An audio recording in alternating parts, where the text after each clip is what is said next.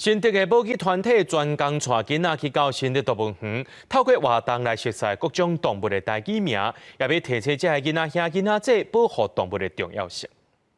看卖，这间好大的所在内面有啥物物件无？石头、树啊。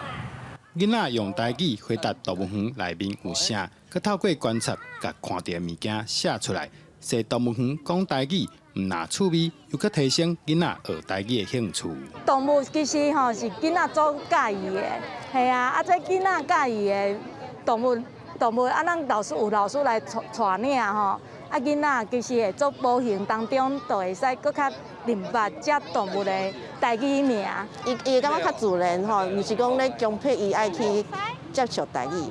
因为囡仔因为伊其实拢是惯习讲台语，所以对伊来讲，其实参加台语的活动是足自然的。主要是要互囡仔来动物园内面看看，这动物伫内面是带了有关系无？阮会分组互囡仔去家己去找找，用较生活化的方式，互因去用台语去认捌动物园内面的物件。新竹本土语推广协会推广母语，特别带囡仔来新竹动物园，除了用全台语紹介動物，也互大家明白動物園內面動物所在的環境，希望在保育中創造出講台語的環境。平常時攏是帶囡仔聽故事啊，無就是入來動物園安尼洗一下就出去了。今仔邀請到一個老師，伊就會使甲囡仔做伙用討論的方式，大家會使更較了解動物。